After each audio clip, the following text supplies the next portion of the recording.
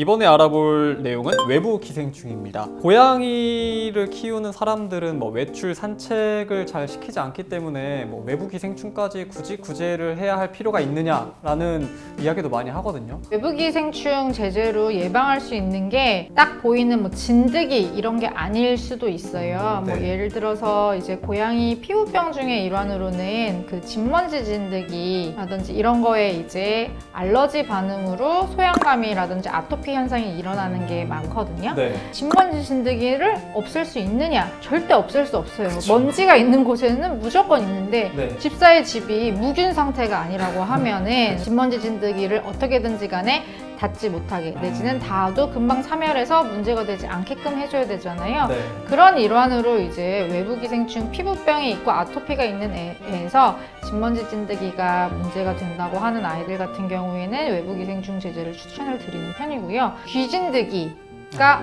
엄청 많아요, 고양이들한테. 네, 개한테도 많지만 귀 진드기가 이제 밖에서 사는 아이들 같은 경우에는 이제 좀 많은데 외부 기생충 예방이 되어 있으면 걸리지 않아요.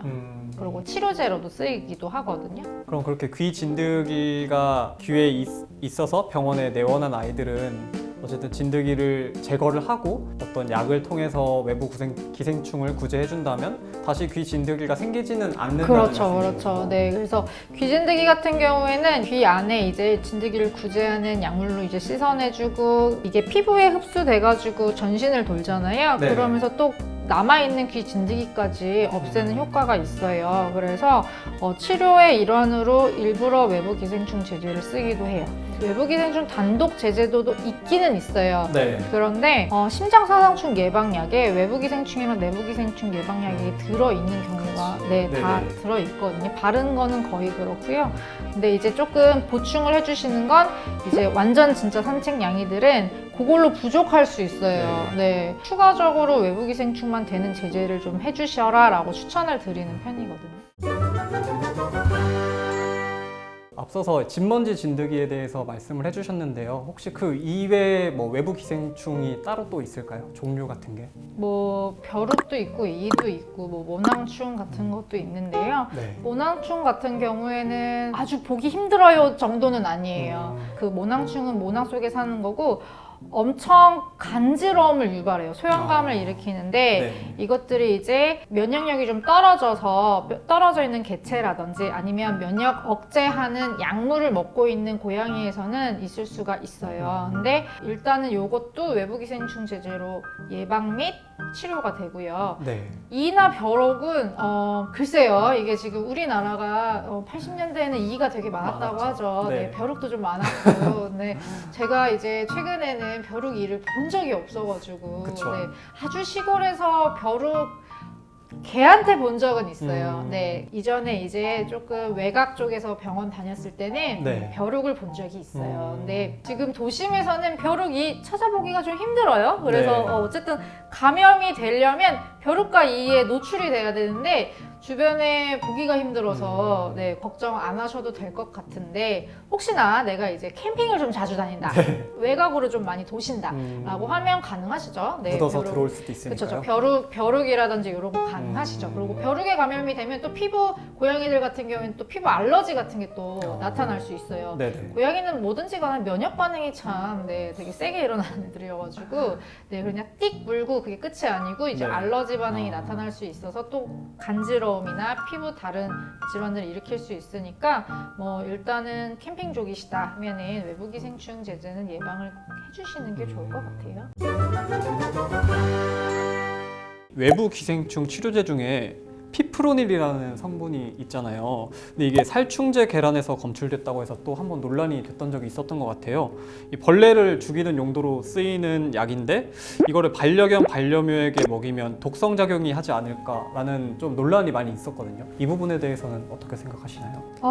일단은 피프로닐이 이제 몸에 사람한테 축적이 되고 하면 간이나 콩팥 독성을 일으킨다고 해요. 네. 그런데 아이들한테 들어가는 그 피프로닐과 네. 살충제, 계란 살충제에 들어가는 그 피프로닐은 제제가 좀 달라요. 그렇기 때문에 이 네. 아이들한테 먹이는 피프로닐 같은 경우에는 아이들이 먹어도 크게 포유동물에는 해가 없다고 하거든요. 또 미국에서도 유럽에서도 다 공공연하게 쓰는 거잖아요. 걔네가 엄청 까다로운 애들이에요. 네, 그래서 약 하나 이제 오케이 해줄 때도 시간 많이 걸리고 독성 시험 다 하고서 오케이 된 것만 몇 년에 걸쳐서 이제 네. 시험 된 것만 오케이 한 것만 이제 출판 시판을 하기 때문에 네, 그거는 걱정 안 하셔도 되고요. 단 그거보다는 사실은 개체 예민성, 네, 과민성 이런 것 때문에 문제가 되지 모든 아이들에게 문제가 되는 건 아니에요. 앞에서 이제 저희가 다뤘던 내용이랑 비슷한 질문이 들어왔는데요. 외부구충이 고양이에게 독하다고 들어서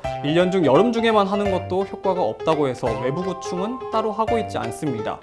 의사쌤들도 이야기가 다 다른 것 같아 어떻게 해야 할지 아직도 잘 모르겠습니다 라고 이야기를 해주셨는데요. 집사분들이 이렇게 뭔가 약을 쓰고 하는데 되게 독하다라는 걱정이 많으신 것 같아요. 그럴 수밖에 없는 게 고양이는 사실 간 해독 능력이 조금 떨어지는 동물이에요. 네. 그래서 그거를 이제 아시는 분들은 그게 걱정이 되시겠죠. 하지만 그 고양이용으로 나온 제재들은 이미 안정력을 충분히 갖추고 나온 것들이에요. 그래서 네네. 안전력, 그러니까 어느 정도 양에서부터 고용량으로 했을 때 이게 이제 안전하다 아니다를 판단을 하는데 그 안정력이 좁으면 네, 조금만 범위를 그 용량이 넘어가면 위험하다 이런 네. 거는 아예 시판이 되지를 않아요. 그 심장사상추나 이런 것들은 사실 수의사 처방 없이도 사실 수 있으시잖아요. 네네. 네, 원래는 이제 수의사 처방을 해서 받아야지만. 받아서 하면 좋지만 네. 네, 그만큼 안전하기 때문이에요. 네, 우리도 마찬가지인 게 뭐 이제 항생제 조금이라 들어가고 하면은 절대로 약국에서 그냥 살 수가 없어요. 그렇죠. 네, 네. 의사의 처방을 받아야 돼요. 그만큼 조금이라도 문제가 될 것 같으면 의사의 처방을 받게끔 되어 있어요. 하지만 그렇지 않고 그냥 또르륵 가가지고 이거 주세요 해서 딱 받을 수 있는 것들은 조금 더 안정성이 확보되어 있는 거기 때문에 그거는 조금 네, 걱정 붙들어 매셔도 될 것 같아요. 네. 네, 꼭 굳이 외출이나 산책을 하지 않더라도 집안에 있는 뭐 진먼지, 진드기 이런 것들이 고양이에게 감염이 될 수도 있고 귀진드기 같은 것들이 있을 수도 있으니까 꼭 외부 기생충 구제도 해주시고요. 또 이 외부 기생충 약이 독하다고 너무 걱정하지 마시고 시중에 나와 있는 것들은 또 안전하다고 하니까 잘 알아보시고 구매를 하시면 좋을 것 같습니다.